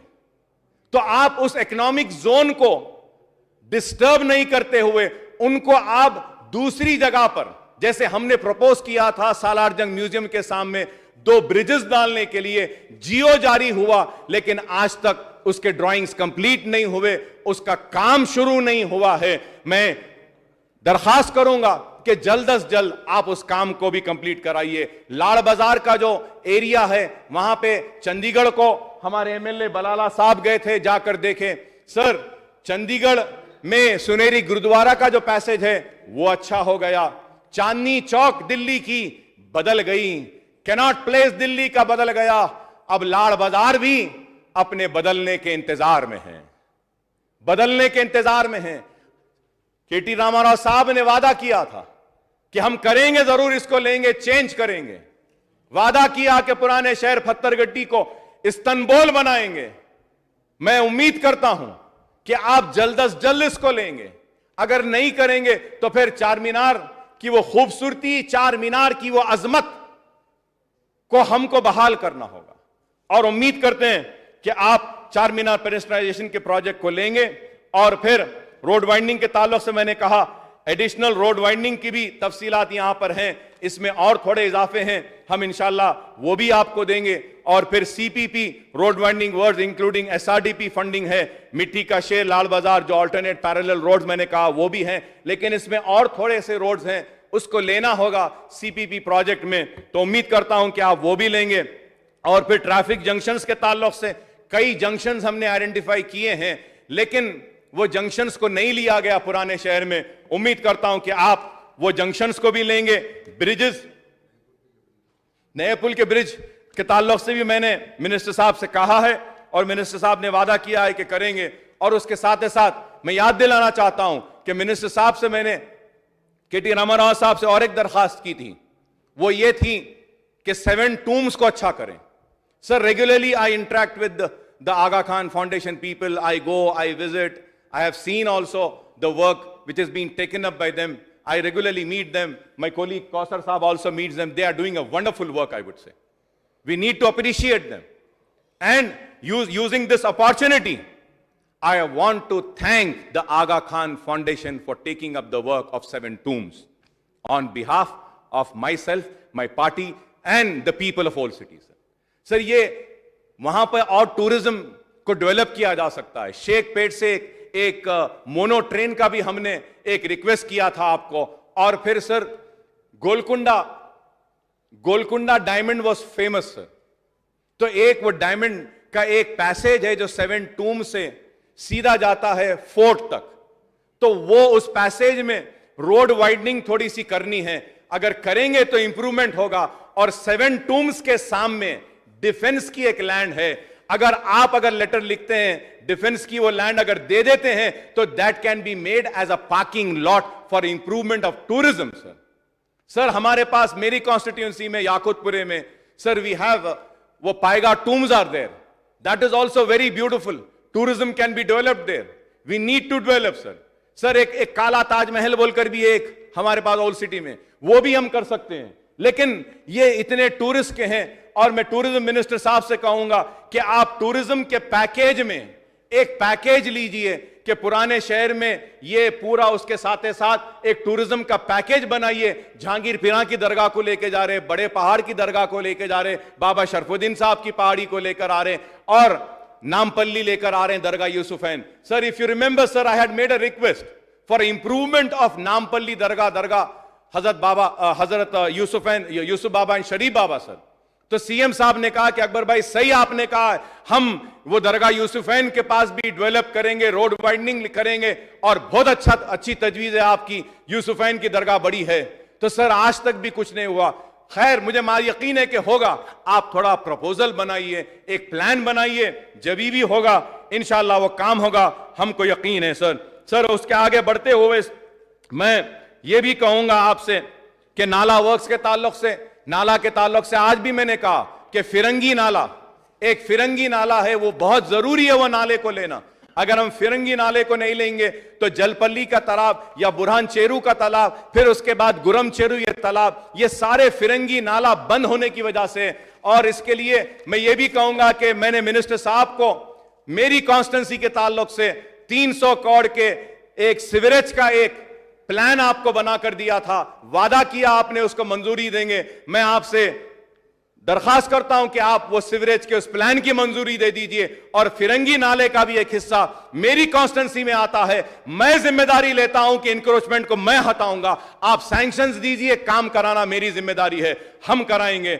मैं और भी दूसरे नाले जो मुर्की नाला के 2-3 जगह पर इनकम्प्लीट है वर्क्स, उसको भी कंप्लीट करने के लिए कहूंगा।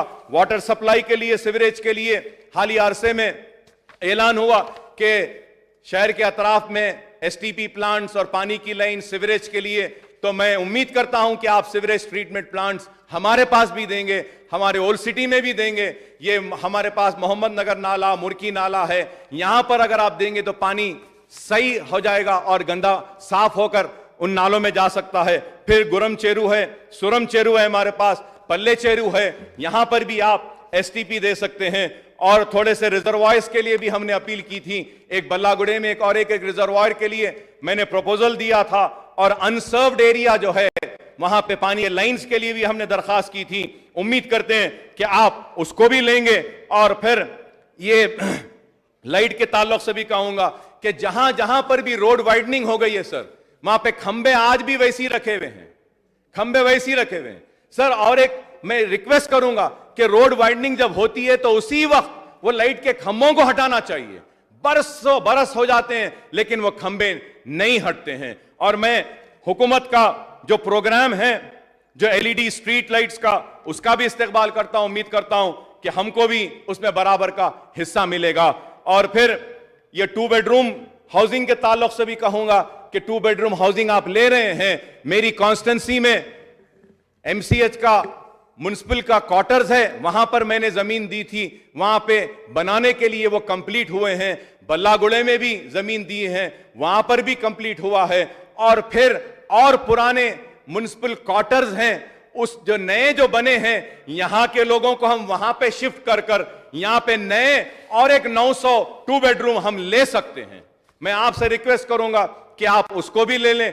और एक मैं आपसे कहूंगा कि JNNURM में, सर JNNURM में in the year 2004 I had got sanction of some few houses Ballagude में, वो डिलैपिलेटेड कंडीशन में है, बहुत ही डिलैपिलेटेड कंडीशन में है। 10-12 साल हो गए सर, उसको टेकअप करके, उसको थोड़ा रिपेयर करके, जहां से भी आप फंड्स देते हैं दीजिए। गरीब है वहां पे, बारिश हो रही है, कभी भी कोई जानी नुकसान हो सकता है, तो बल्लागुड़े में मैं उम्मीद करूंगा कि आप देंगे।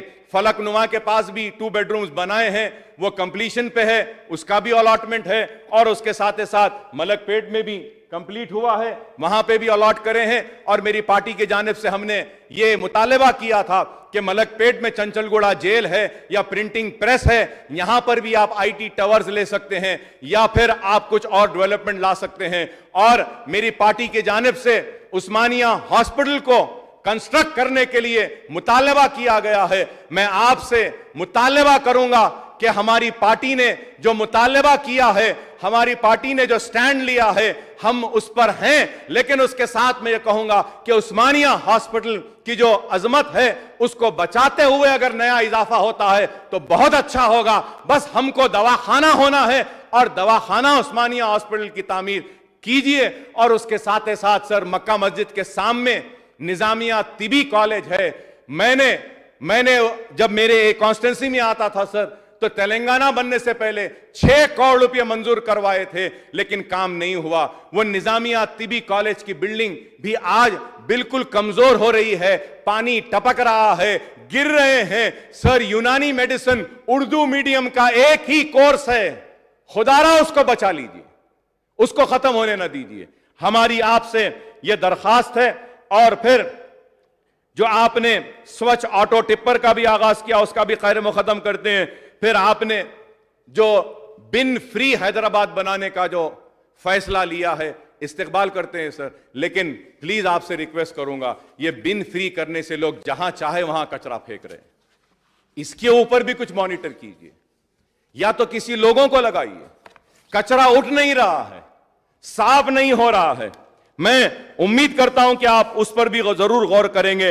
अन्नापूर्णा के ताल्लुक से भी कहूंगा कि अन्नापूर्णा के सेंटर्स पूरे सिटी में अगर आप देखेंगे, मेरे पास पूरा उसका फिगर है। अन्नापूर्णा अगर आप देखेंगे, उसका अगर आप देखते हैं तो 114 सेंटर्स पूरे सिटी में हैं और ओल्ड सिटी में हमारे पास 32 सेंटर्स हैं। टोटल आपके पास ये जो सेंटर्स हैं 146 हैं। 146 में से 114 अदर एरियाज में है, ओल्ड सिटी में 32 है। तो मैं रिक्वेस्ट करूंगा कि अन्नापूर्णा के जो सेंटर्स हैं इसको और थोड़ा सा इजाफा करें आप। और इसके लिए स्ट्रीट वेंडर स्कीम जो ओल्ड सिटी में है, जो मैंने आपसे कहा कि जो पैरेलल ब्रिज जो नए पुल पे बनाने का मैंने आपसे मुतालबा किया है, कई वेंडर्स हैं ओल्ड सिटी में, छोटे कारोबार करने वाले, बंडी वाले, गरीब हैं। आप उनको वहां पे 2 ब्रिज के बजाय 3 ब्रिज बनाइए, बनाकर उनको वहां पे लाके दीजिए ताकि उनको भी रोजगार मिल सके। और नाइट शेल्टर्स, मैं ये कहूंगा कि नाइट शेल्टर्स ओल्ड सिटी में बिल्कुल नहीं है, तो बराए मेहरबानी पुराने शहर में आप वो भी करें। और हेल्थ सर्विसेज के ताल्लुक से आज हेल्थ के ऊपर डिस्कशन था, तो हमने बस्ती दवाखाने जो आपने शुरू किए हैं इसका खैर मुकदम करते हैं, बहुत अच्छा काम है। और इसके साथ ही साथ डायलिसिस के सेंटर्स भी आपने जो दिए हैं ये भी बहुत अच्छा है, इसका भी हम खैर मुकदम करते हैं। और डायग्नोस्टिक सेंटर्स जो आप लाने का हुकूमत इरादा रखती है, तो मैं आपके जरिए हुकूमत से दरखास्त करूंगा कि डायग्नोस्टिक सेंटर्स हमारे बारकस में भी एक बड़ा एरिया हॉस्पिटल है, बहुत अच्छा हॉस्पिटल है, वहां पे डायलिसिस सेंटर और एक डायग्नोस्टिक सेंटर वहां पर लेकर आइए। रियासत नगर में भी एक डायग्नोस्टिक सेंटर एक दवाखाने में आ सकता है, वहां पर भी लाइए। और मैं आपसे आपके जरिए स्पीकर साहब हुकूमत से मुतालबा करूंगा कि चीफ मिनिस्टर साहब ने इस ऐवान में वादा किया, मुझसे कहा कि अकबर साहब मैं फौरन जियो जारी करता हूं और 20 करोड़ रुपया ऐलान करता हूं फलकनुमा एजुकेशनल कैंपस के लिए। मैंने कहा कि सीएम साहब वहां पे डिग्री कॉलेज नहीं है, तो सीएम साहब ने कहा डिग्री कॉलेज दे देंगे। सर जियो निकला 20 करोड़ का, डिग्री कॉलेज आ गया सर, लेकिन पैसा नहीं आया, बिल्डिंग नहीं बनी सर। हिंदू अखबार में कल आया था फलकनुमा कैंपस के ताल्लुक से, और हिंदू अखबार ने लिखा कि वहां पे डिग्री का कुछ भी नहीं है, बिल्डिंग नहीं है। सर ऑन माई बिहाफ, मेरी तरफ से मैंने 25 लाख रुपया मेरे ट्रस्ट से देकर डिग्री कॉलेज की बिल्डिंग को बनवाया। वहां पर 2 साल तक डिग्री लेक्चरर्स की तनख्वाह मैंने अपने ट्रस्ट से दी है सर। आज ये लॉकडाउन के बाद में सर जो लोगों में जो नौकरियां चले गई, पैसा नहीं है sir. You would be surprise sir, in the entire state of Telangana my constituency and Falaknuma campus was successful in getting a registration of 4,800 students for junior college, intermediate studies. And more than 3,000 applications have come for the degree courses. Sir, there is no degree college, sir. Sir, when I requested and got a NAC center, when in Congress time in United Andhra Pradesh, I got NAC, National Academy of Construction Center in Old City. They didn't had a building. Sir, that time, I had given them my school building. Today also I am coming forward, sir. If the government agrees, sir, I have 11 schools in my constituency, sir. Sir, I have made one KG to PG campus. The total built up area is 1,80,000 square feet, sir. And 15,000 children are studying. I do not charge them any fees, sir. I do not charge them any fees. If any of my school building can be taken up for the degree college, I am coming forward to give my building. Please take my building till the new building is constructed. Take my building. मैं अपनी इमारत देने तैयार हूं, furniture देने तैयार हूं, लेकिन फलकनुमा डिग्री और जूनियर कॉलेज में बच्चियों के लिए टॉयलेट भी नहीं है सर, बहुत तकलीफ में है। डिग्री कॉलेज बहुत खराब हालत में, जूनियर कॉलेज खराब हालत में है। बहुत बड़ी जमीन है सर, बहुत अच्छा कैंपस हो सकता है। जब भी बनेगी बिल्डिंग, जब तक उसके करीब में भी मेरे स्कूल्स हैं, थोड़ी दूर पर भी है, अगर आप लेना चाहते हैं मैं अपने स्कूल्स दूंगा ये कॉलेज चलाने के लिए, जब तक बिल्डिंग बनती है। फर्नीचर दूंगा, जितने लेक्चरर्स देते हैं दीजिए, अगर नई लेक्चरर्स की भी तनख्वाह भी दियो तो मैं देने तैयार हूं, मगर मैं चाहता हूं कि मेरे बच्चियां, मेरे बच्चे पढ़े, अच्छा पढ़े। मैं उम्मीद करता हूं कि हुकूमत इस पर भी लेगी। बस्ती दवाखाने खोले गए पुराने शहर में, मैं इसका भी इस्तकबाल करता हूं, बहुत अच्छा है, और थोड़े से खुलना है। लेकिन मेट्रो रेल के ताल्लुक से मैं कहूंगा sir, metro train, sir it was me who fought. It was a fight between me and late Janardhan Reddy sahab from Congress for 2 things sir. Always Janardhan Reddy sahab used to fight mono train and Krishna water. And I used to say metro, and I used to fight. And I also used to fight for Krishna water. Sir, अब आप बोलिए sir, Hyderabad में metro आ गई, पुराने शहर में नहीं आई। The then chief minister told Akbar Sahab, you go to Delhi. So on my demand, all the floor leaders had gone to Delhi, sir. We saw the metro train, and then we got the proposal here. Then MITAS, I think, which was earlier it was given to MITAS, वो सत्यम वालों का MITAS था, फिर वो crash हुआ, L&T को दिया। लेकिन आप बोलिए सर, हमारे पुराने शहर में मेट्रो नहीं होना, क्या मेट्रो दौड़ना नहीं, कब आएगी सर? सेकंड फेज भी आ गया सर।